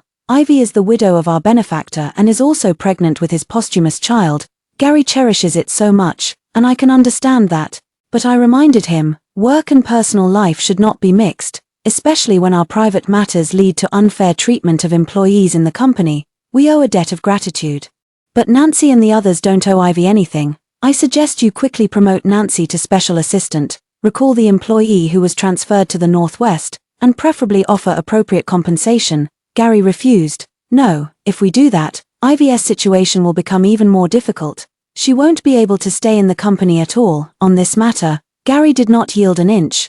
No matter what, he couldn't afford to joke with the company's business. In the end, the conclusion we reached was that Nancy would be promoted to my special assistant. Although I already had a special assistant, Gary voluntarily transferred most of the business under his management to me. In this situation, 2 assistants are just right. As for that employee who went to the Northwest, I gave him a raise. There's no need for him to come back. You don't know how harshly he spoke about Ivy in front of the entire company. I quietly watched my husband defending another woman like this. Even knowing she was the widow of my benefactor, I couldn't help but feel jealous. Why did you call her Ivy? I suddenly asked. Gary didn't expect me to ask that and seemed a bit uncomfortable for a moment. She said that as her superior, I shouldn't call her madam anymore. Assistant Ivy won't do. Gary noticed my jealousy. He patted my head and couldn't help but laugh. It was my fault for not being careful enough. I'll be more mindful in the future. Only then did I gently let it go. If it were any other woman, I wouldn't let Gary off so easily. But because it was Ivy, I forced myself to understand. I've looked it up online. Pregnant women's emotions really are quite volatile. Plus, Ivy had even refused the house before. It shows she isn't a greedy person. She also spoke up for me in front of Henry's parents, agreeing to let me see Henry. My baseline fondness for her is quite high. I hope I haven't misjudged you. The work matter is tentatively settled for now. Although Gary disagreed with bringing back the employee who had issues with Ivy, I still contacted the other party privately. It turned out that Ivy messed up several major cases for their work group. The whole team had to put in a lot of effort to recover from it. As the team leader of the project group, that employee naturally had strong opinions about Ivy's capabilities. Gary, as the boss, not only failed to uphold justice but actually transferred him away directly. That employee is not young anymore, and it's not easy to support a family, so he had to swallow his pride. Mikaela, I wish I were under your leadership. In his middle age, he actually choked up a bit. I comforted him, saying, Yarek, this matter was mishandled by Mr. Gary. I actually have a new job opportunity for you. Your professional skills are excellent, and staying in the Northwest is truly a waste of your talent. If I open a branch company in the future, and you're willing, I'll hire you again as a department manager. I wasn't making empty promises. Ivy caused quite a bit of trouble. If not handled properly, it could result in losses of nearly 10 million. But Yarek, with his outstanding business skills, led the team to turn losses into profits. Yet Gary actually assigned such a talent to a remote position. Yarek agreed immediately. Mikaela, thank you. If I were alone, I would go to the Northwest without hesitation. But my parents aren't young anymore, and my wife is raising our child by herself. How could I feel at ease? If you ever need me in the future, I'll come back right away. After hanging up the phone, I immediately sent a message to my childhood friend who also runs a company. Yarek with outstanding abilities and my recommendation. My childhood friend naturally wouldn't refuse. He was just puzzled. Are you and Gary willing to let him go? I was at a loss for words and could only brush it off. I said I don't blame Gary for what happened, but deep down, I still feel disappointed and upset. Gary certainly noticed it too. Taking advantage of our wedding anniversary, he made a reservation at my favorite restaurant, early in the morning. He prepared fresh roses again and placed them by the bedside. At the moment I woke up, Gary placed a kiss on my forehead. Mikaela, happy anniversary. Today, let's set aside all our worries, just the two of us. Okay, All the reservations in my heart vanished in an instant. If I didn't truly love Gary, I wouldn't have run around for his illness, even going so far as to kneel and beg Henry's parents. I deliberately said, "Not even Ivy." Sure enough. "This jealousy is something I just have to indulge," Gary confirmed. "Never mind, Michaelia, you are my wife." But I still made a call to the company, asked the assistant to keep an eye on Ivy's movements. Gary rarely get time off, so we spent the day glued together watching 3 movies in a row. It wasn't until evening that we finally stretched lazily and headed out to a restaurant. It felt just like the day we first got married. I suddenly turned to look at Gary and asked, "Do you remember our wedding vows?" Gary stared intently at the steering wheel, speaking word by word. "I cannot promise eternity. All I can give you is every single day of my limited life. I vow that only death can part us, only death can part us." But Gary was truly in critical condition, and I wanted to do everything in my power to keep him. Our time together was too short. "Gary, I want you to live a long, long life." So, I did everything I could to find a matching heart. Although the ending was somewhat imperfect, I walked into the restaurant hand in hand with Gary. He had reserved the entire place in advance, except for the waitstaff and the piano player. The entire rooftop restaurant had only the 2 of us. Gary took out the ring he had prepared and handed it to me. "Will you marry me again?" When he was critically ill, he asked to divorce me. She took off her wedding ring as well. Now, he has bought a new diamond ring. Tears glistened in my eyes as I smiled and extended my hand, but Gary's phone rang. Who would call me at this hour? He instinctively hung up the phone, but then noticed the caller ID showed Ivy. Gary couldn't help but feel a bit nervous. "Michaelia, do you think she might have something urgent?" I looked at the diamond ring that hadn't been worn yet, and for some reason, I lost interest. Even the sparkling fire on it seemed dull and uninteresting. "I don't know, you call her back." Gary grunted in agreement, completely unaware that my hand was still hanging in midair. I silently withdrew my hand, staring blankly at the exquisite dishes. Gary's concerned words felt so discordant amidst the tranquil piano music. This song, "First Love," for the first time, I heard loneliness in it. "Michaelia, I'm sorry, but I have to go to the hospital." I snapped back to reality and forced a smile. "What's wrong?" "Ivy is having stomach discomfort. There might be a problem with the baby." She went to a public hospital for a checkup, but they didn't find anything wrong. "I plan to take her to a private hospital." "So that's how it is. So you're going to leave me behind, even though it's our wedding anniversary. Is there any other solution?" Gary looked at me apologetically. "Wait here for me. I promise I'll come back as soon as I take her to the hospital." "Why not let someone else take her?" I didn't say anything more. Gary always has his reasons for having to do it himself.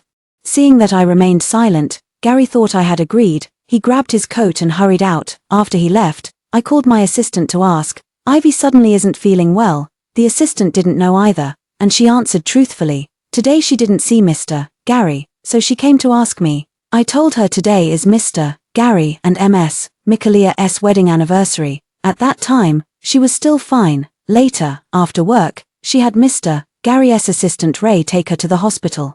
I always felt something was off, but I couldn't quite put my finger on it. "Just one thing to mention, after you go to work tomorrow, ask Ray to find out the situation." After finishing the call, I received my parents' concern. "How did you and Gary celebrate your anniversary this year?" I instinctively backed out, not wanting to answer.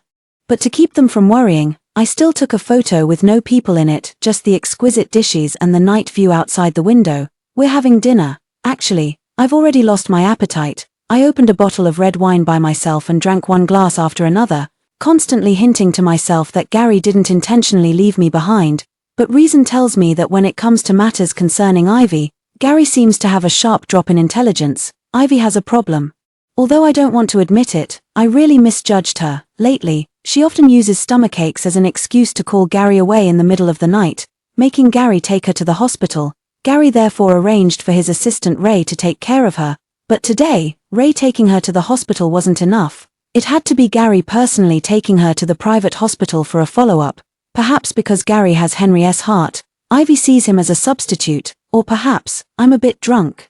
I'm starting to regret it. Was it right to Henry donate his heart? I saved my beloved husband, but after he survived, he was not the man I loved. After finishing the last glass, I ordered another bottle, but then I heard a familiar voice say, "No need for more wine, bring her some sobering soup." I squinted and looked carefully. "Kenneth, what brings you here?" I remember Gary booked the whole place. Why is my childhood friend Kenneth here? The next second, I confirmed this wasn't an illusion. He took my wine glass and said gently, "Let me take you home, okay, back to your parents' place." I heard his words and couldn't help but shed tears. "No, I don't want them to see me like this." Kenneth didn't argue with me, instead coaxing me, "First drink the hangover soup, and I'll take you wherever you want to go." I obediently finished drinking it, and only then did some of the drunkenness fade away. I asked again, "How did you end up here?" Kenneth opened a photo on his phone to show me. It was the dinner photo I had sent to my parents. He pointed at the reflection in the window and said, "Because inside, there's only you." I was somewhat surprised. "So you came, what if Gary just went to the restroom and you guessed wrong?" Kenneth spread his hands helplessly. "Then I can only come over to wish you a happy anniversary." I burst out laughing, and as I laughed, tears streamed down my face. "What happy anniversary? It's not happy at all."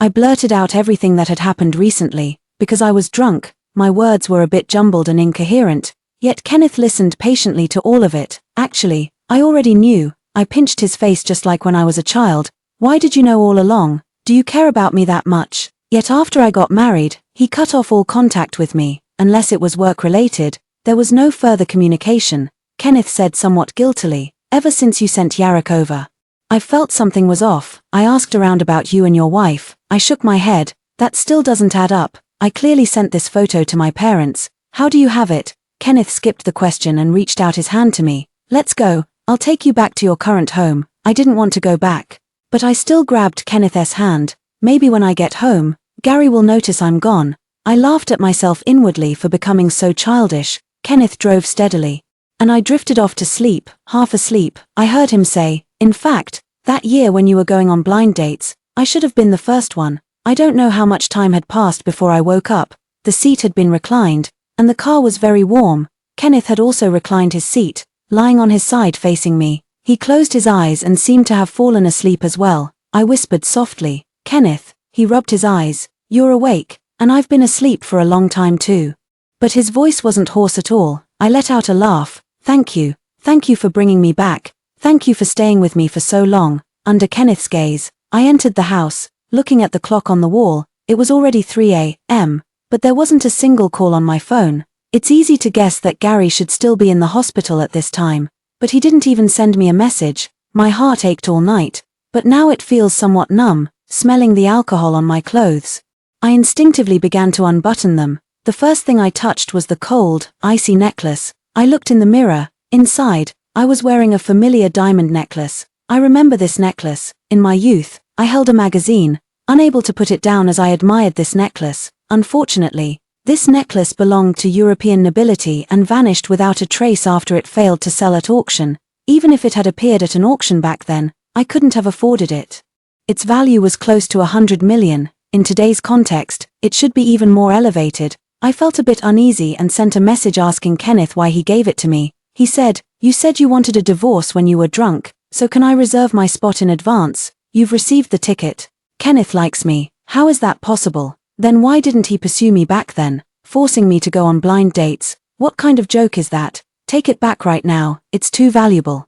It showed that the other side was typing, and after a long while, they replied, "Since you know it's a joke, why take it seriously? Seeing you so upset, I bought a high-quality replica to comfort you. If you don't like it, just throw it away." How could it be a knockoff, and how could I not like it? That was the dream of my girlhood. In the midst of the distraction, I completely forgot about Gary accompanying Ivy at the hospital.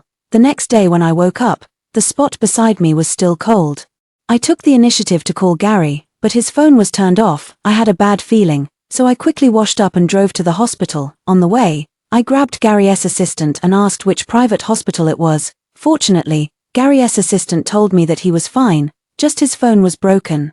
But there was no place to buy a new phone at night, so he forgot to contact me. My foot on the accelerator suddenly eased off at the next traffic light. I turned the car around and headed straight for the office. It wasn't until noon that Gary finally showed up. He rushed to the office to apologize to me. "I'm sorry, Mikalia. Ivy needs to be observed overnight. She didn't want to hire a nurse, afraid of owing us too much, so I had to stay there overnight." I interrupted him and asked just one question. "Why didn't you contact me? Don't tell me it's because your phone is broken. There are public phones in the hospital. Ivy has a phone. Your assistant has a phone. The nurse on duty has a phone." I listed a whole series of examples. Gary's expression grew increasingly guilty. Sorry, I was busy taking care of little Ivy, and forgot. What if I waited for you all night? I don't want to hear Gary's explanation anymore. I just know something is very wrong with our situation right now. After a moment of silence, I asked, have you ever thought we might get divorced? I won't divorce you. Gary, his eyes were red, and he was visibly emotional. It's my fault, Mikaela. Please don't leave me. The love in his eyes couldn't be faked. I still love him too, but we can't go on like this anymore. Don't you think Ivy relies on you too much? I even suspect she deliberately called you away this time. Tell me, how did your phone get broken? Gary hesitated. It's normal for her to rely on me. After all, we're the only ones she can depend on. As for the phone, she definitely didn't do it on purpose. Sure enough, my guess was correct. Gary's phone was broken by Ivy. He continued to explain. She's just too stubborn, insisted on getting the water herself, accidentally knocked over my phone, and ended up falling to the ground. My phone got cracked, and she also showed some signs of a miscarriage. The doctor said she needs to rest and recover properly. Gary held me in his arms, his embrace still as warm as ever, but the words that came out of my mouth were icy and harsh. Mikaela, I don't think you should think of Ivy that way. I gently pushed Gary away. I don't have the habit of sharing my husband with others. From this day on, I started a cold war with Gary. He thought I was throwing a tantrum and maliciously speculating about Ivy. And yet I knew he had no idea how serious the problem was. On the third day of not speaking to each other, Gary gave in. Mikaela, I'll be going on a business trip out of town. During this time, please take care of Ivy for me. Don't overwork yourself either. Just hire a caregiver to look after her. I still ignored him, until the moment he packed his bags and was about to leave. That's when I hugged him. Come back early. Gary happily hugged me back. Mikaela, don't worry. I'll keep Ivy at a distance from me. I didn't respond to him anymore, watching Gary walk away. I also hope we can quickly return to the happy times we once had. Gary had just left when the assistant called and said, Ivy has been discharged from the hospital and just arrived at the company. Leaving the hospital this early. Is she physically okay? The assistant asked Ray, who had taken Ivy to the hospital. The doctor said it's nothing serious. But the fall she had at the private hospital was a bit severe. Logically, I should rest in the hospital for another week. I drove to the company in a hurry. When I walked to Gary's office, I happened to see Ivy asking Ray, Mr. Gary, where he had gone. Ray seemed troubled. I walked over and said, Gary is away on a business trip. Ivy, if you have any difficulties in the future, just give me a call. Gary and I are married, so you don't need to be formal with me. Ivy noticed my expression suddenly turn grim. Without saying a word, she entered Gary's office and closed the door. Even Ray is angry on my behalf. Mikaela, Mr. Gary's relatives are way too arrogant. Everyone knows Ivy got the job through connections, but they only thought she was Gary's distant relative. Normally, when the boss goes on a business trip, aside from the special assistant, how would we little assistants know? She's overstepping her bounds. Ray stopped mid-sentence. Realizing she had spoken out of turn. Sorry, Mikaela. I patted Ray's shoulder. You did a great job, and you're very conscientious at work too. Go to the finance department to collect a bonus. Gary asked Ray to take care of Ivy, but he might not have remembered to give her a raise. Ray was very pleasantly surprised. Thank you, Mikaela. After saying that, Ray immediately turned and went to the finance office. I also returned to my office to continue working.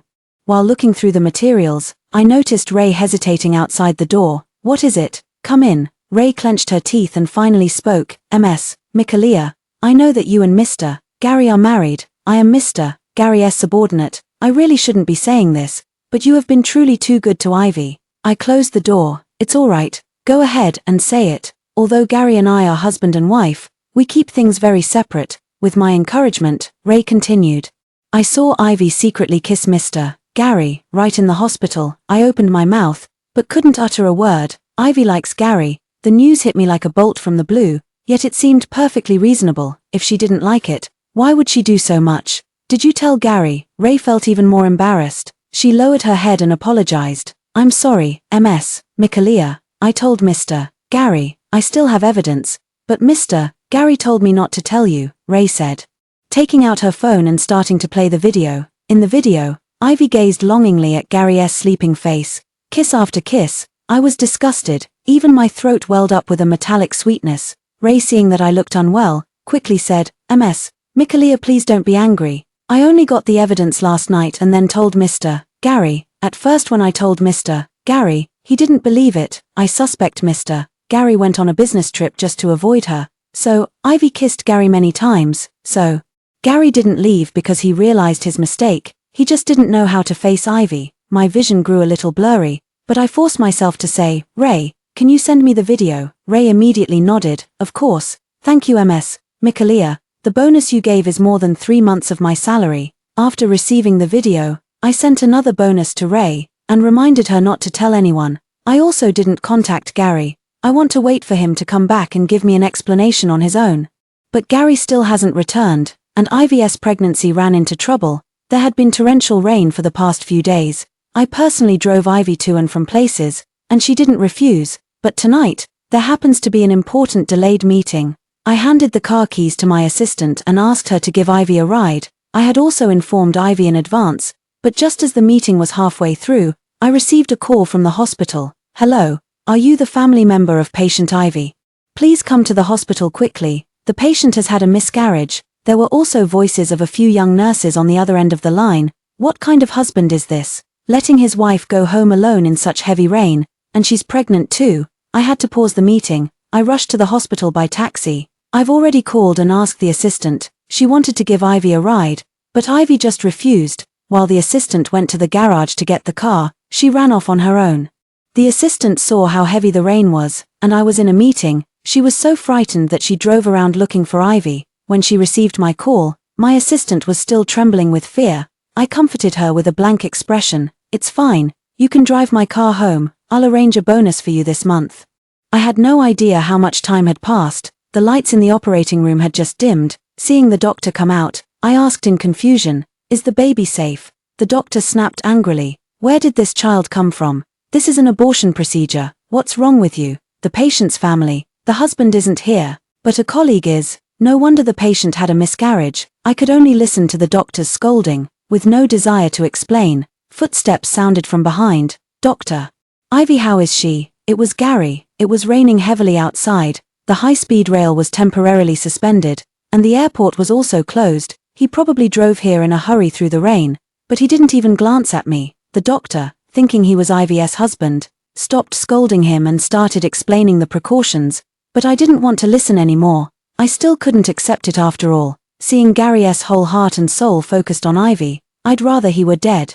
I didn't stay at the hospital, but rushed back to the company instead. Even after paying extra to get a taxi, I still ended up half-soaked by the rain. This might be the most embarrassing day of my life, but it was also the day the entire company felt the most sympathy for me. Ray has a big mouth. Instead of keeping quiet as I asked, she spread the gossip all over the company. Everyone knows, Ivy and Gary are having an affair, but Gary doesn't know. He hasn't returned to the company or gone home for 2 consecutive days. It seems we've returned to the Cold War period, but I no longer have any interest in continuing this marriage. I've asked my lawyer to prepare the divorce documents. When Gary returns, that will be the time I bring up the divorce with him. Divorce won't be easy, as our 2 companies are already deeply intertwined. Just dividing the property will be a lot of trouble, but I do have a video of Gary and Ivy kissing. It would be more effective in a divorce lawsuit in court, but only slightly. On the 3rd day, Gary finally returned. I was sitting at the dining table waiting for him. Before I could say anything, Gary spoke up. I have something to tell you, I said calmly. I also have something to say to you. Gary sighed. Apologies can wait. Right now, Ivy's child is gone. That's what matters most. I've already spoken with Ivy, and she said she doesn't blame you. It's just that she's too strong-willed. I felt utterly ironic. It seems getting divorced early was the right decision. Are you done talking? Gary coughed and said, I'm going to give Ivy a child. I widened my eyes, looking at him in disbelief. Absurd, truly absurd. Gary held my hand and patiently explained, Mikalia, Ivy and I will use IVF. It won't affect our marital relationship. Besides, didn't we agree to be dinks? This child will belong solely to Ivy. After regaining my composure, I wasn't angry but instead said considerately, 1 child isn't enough. Right, I'll give her my husband too. Gary thought I was starting to throw a tantrum and let go of my hand. There was a hint of reproach in his expression. Mikalia, I'm doing this to make it up to you. I can't wait another second. Gary, let's get a divorce. I took out the divorce papers I had prepared long ago. I've discussed with the lawyer, and the fastest way to divide the property is to settle out of court. Before we got married, The assets of our respective companies were already accounted for. Splitting everything 50-50 isn't possible, especially since I've been the one handling most of the business operations. To put it bluntly, didn't I play a part in saving your life? If you had died, by law, I would have inherited everything. At this point, I felt Gary not a shred of affection left for me. So, for this property division, I'll take 2/3, and you'll get 1/3. After the divorce, you can take care of Ivy however you want. As for the child, forget about test tubes. Even if you conceive her in bed, I won't be angry. Gary listened, his eyes reddening. You, to him, I only feel indifference. He tore the agreement to shreds. I don't agree. He gripped my shoulders tightly. Mikalia, I love you, I only love you, but I still have debts to pay. I can't not repay them. Can you wait for me? I won't ask for an apology anymore. Ivy, you can ignore her if you don't want to deal with it. I'll have her leave the company and find another job. Is that okay? I shook off his hand. You said it yourself. Then don't blame me for being impolite. Gary thought I had compromised. To avoid divorcing me, he had been dealing with Ivy's matters. Ivy completed her resignation procedures quickly. Gary personally went to the HR department. She only came for that one day. For the remaining time, Gary was busy doing IVF with Ivy. Neither of them cared about resting after the miscarriage. We all want to have a child together, even if our starting points are different. And I also hired Kenneth's recommended financial expert. A month's time, the company has completely become an empty shell. The financial expert confidently told me, the funds transferred through my hands, he won't be able to trace them. I plan to leave the company to Gary. Even if it's just an empty shell, it can still operate on loans. It's just that his finances will be tight within a year. The divorce lawsuit has also been filed in court. Gary and Ivy's test tube procedure is also evidence for my divorce lawsuit. The lawsuit lasted for 3 months. After the court's ruling, even if Gary disagreed, we had no choice but to separate. At this point, Ivy was 5 months pregnant. Both sets of parents also found out about this matter.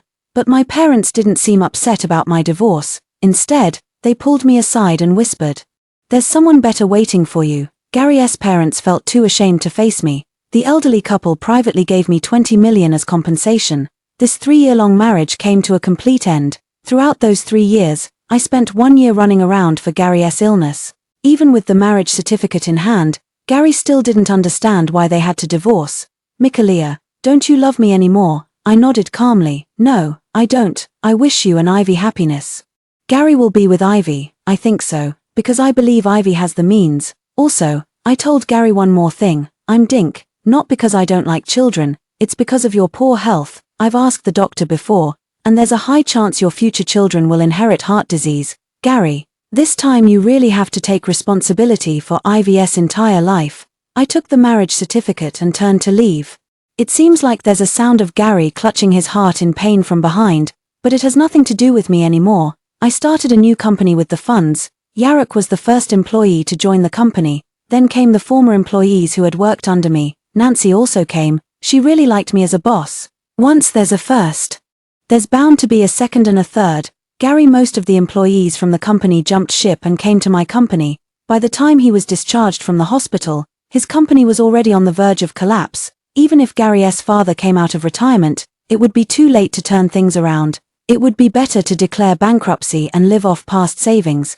Gary came to ask for my help, but Nancy declined on my behalf. "Mr. Gary, our MS. Mikalia's schedule is fully booked this month. I did go to visit Henry's parents. After all, even though Gary and I are divorced, I was the one who requested the heart donation. I left some money for the elderly couple to support themselves in their old age. I also told them Ivy had a miscarriage. If I lied to them that the child in Ivy's womb was Henry's, I think that would be even crueler. But unexpectedly, they weren't surprised. They also told me a secret. Henry was critically ill. And I heard Ivy ask the doctor where to go for an abortion. At that time, Ali was already in that condition. And we, as parents, couldn't bear to tell him. Later, you came looking for us. Ivy seems to have found your company online and used the child as a threat to make us agree to let you see Henry. So we didn't dare to go see Ivy, always feeling that the child in her womb wouldn't be kept. Thinking of Ivy's behavior, I finally understand what she wants to do. She just wants to find herself a wealthy and powerful husband. Perhaps she succeeded. When Kenneth and I got engaged, I saw Gary at the hotel entrance. I calculated, his child should be a month old by now. Gary congratulated me in a hoarse voice. I smiled and congratulated him in return. I heard from a friend that Ivy gave birth to a boy. From now on, you must take on the responsibility of being a father. But Gary immediately distanced himself from her. I didn't marry her. That child wasn't something I wanted. Mikaela, Uncle and Aunt Song have told me everything. I was wrong. Ivy is just a madwoman. Kenneth, seeing that I hadn't come in for a long time, ran out to look for me. Seeing Gary standing at the door, he wrapped his arm around me as if declaring his ownership. Mr. Gary, would you like to come in for a celebratory drink? Not today, but I won't be inviting you on the wedding day. We can invite you again after our child's first-month celebration. After saying this, Kenneth smiled sweetly. Gary, after listening, he looked at my abdomen again. He mistakenly thought I was pregnant. He clutched his chest and cried out in pain again, then actually collapsed to the ground. Kenneth rolled his eyes but still called an ambulance for him. None of us mentioned accompanying him to the hospital. Today is the wonderful day of my engagement to Kenneth.